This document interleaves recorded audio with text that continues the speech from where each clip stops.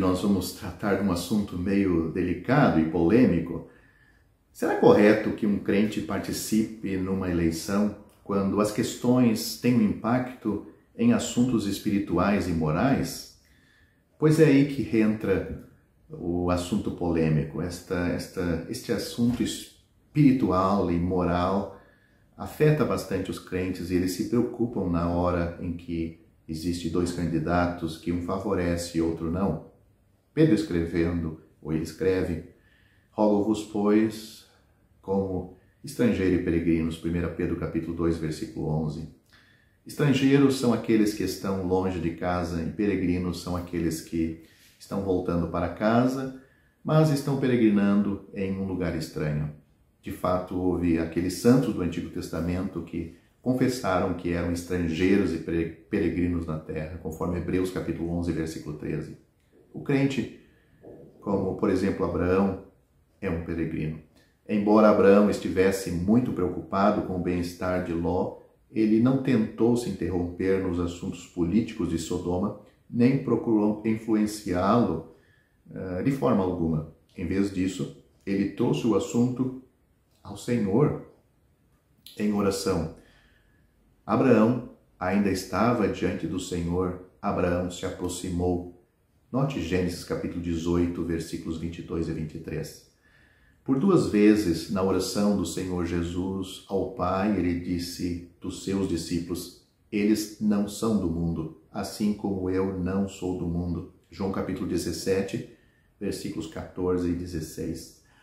Apesar dos erros sociais e governamentais que prevaleciam quando o Senhor estava na terra, o Senhor não interferiu em seus assuntos. Paulo lembraria aos santos filipenses: nossa cidade ou cidadania ou comunidade, a palavra grega é politeuma, da qual deriva nossa palavra política. Interessante. Nossa cidadania está no céu. Filipenses capítulo 3, versículo 20. A política da terra não significa nada para aqueles cujas vidas são governadas pelo decreto de uma cidade celestial. Infelizmente, a política deste mundo é marcada por muita corrupção. O crente seria sábio para manter-se separado, afastado deles e delas.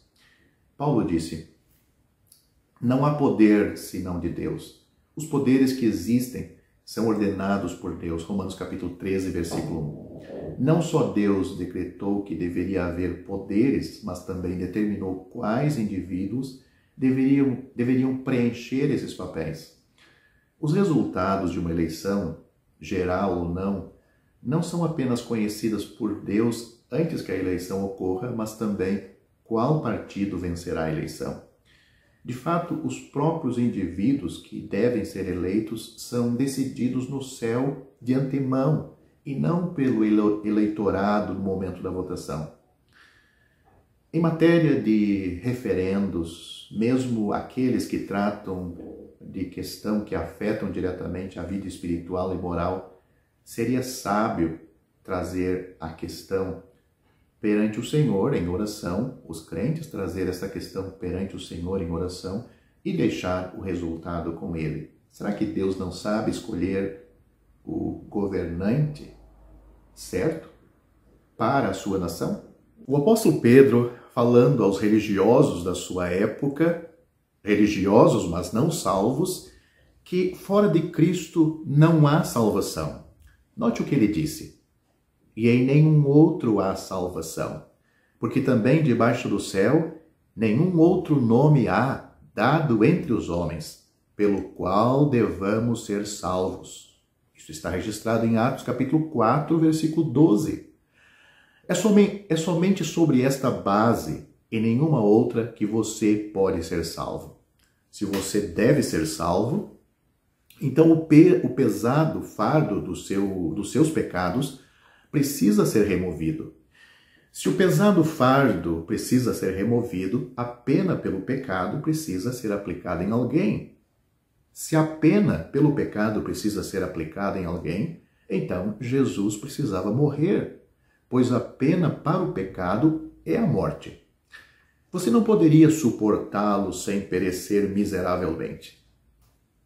Assim disse o apóstolo João, pelo seu nome vos são perdoados os pecados. 1 João capítulo 2, versículo 12. Não pelas obras que você possa praticar, nem pela sua moralidade, mas pelo nome de Jesus. A resposta não poderia ser mais simples. A misericórdia flui hoje mesmo. Não por meio de alguma relíquia em alguma cidade santa, nem por meio do toque de alguma mão santificada, mas de um vitorioso e ressuscitado Cristo no céu. Pode-se ter acesso a Ele estando em qualquer lugar. Toque nele, ou, em outras palavras, se preferir, creia nele e você será salvo. É somente pela fé. As Escrituras são conclusivas quanto a este ponto. A salvação não é por meio das obras, nem por fé e obras combinadas, mas somente pela fé. Note o que as Escrituras diz sobre isso de uma maneira clara, transparente, que até uma criança pode entender. Porque pela graça sois salvos. Porque pela graça sois salvos por meio da fé. Isto não vem de vós, é dom de Deus. Não vem das obras, para que ninguém se glorie. Esses dois versículos claros e maravilhosos estão em Efésios, capítulo 2, versículos 8 e 9. Mas preciso alertar que há ou existe multidões de pessoas que creem no que ouvem acerca de Cristo e do Evangelho, mas que nunca creram confiadamente no Senhor Jesus para a sua salvação. Talvez você diga admirado, o que quer dizer com isto? Não parece haver muita diferença? Pelo contrário, existe uma diferença da máxima importância. Suponhamos que eu esteja a passear com um amigo numa das ruas principais de alguma grande cidade. O meu amigo, numa certa altura dessa caminhada, ele me diz: você vê aquele grande edifício na esquina, com uma tabuleta de metal? Respondo afirmativamente. Ele diz novamente: bem, é ali que fica o maior especialista em doenças do coração. Vem doentes de todos os pontos do país para consultarem com ele. Os seus êxitos têm sido grandes e numerosos. Nesta altura, o famoso médico sai do edifício e entra em seu carro, pelo que tenho a oportunidade de vê-lo. Felizmente, o meu coração funciona muito bem. Acredito em tudo o que o meu amigo me informou acerca do médico, mas as informações não têm para mim importância, pois não necessito dos seus serviços clínicos hoje. Suponhamos, porém, que poucas semanas depois desta conversa, eu adoeça de repente com fortes crises cardíacas. Lembro-me logo daquele médico. Mando chamá-lo e coloco-me sem reserva em suas mãos, recuperando assim a saúde. Agora, já conheço o médico, conheço a sua perícia e quando falo dele é com ânimo, pois estou grato por aquilo que me fez. Em resumo, entreguei o meu caso ao médico e descansei confiado em sua sabedoria e capacidade, enquanto antes apenas acreditava no que ouvia acerca dele. Esta é a única resposta sensata. Fé no Senhor Jesus, fé para a salvação, como um pecador perdido. Descansa nele, totalmente nele.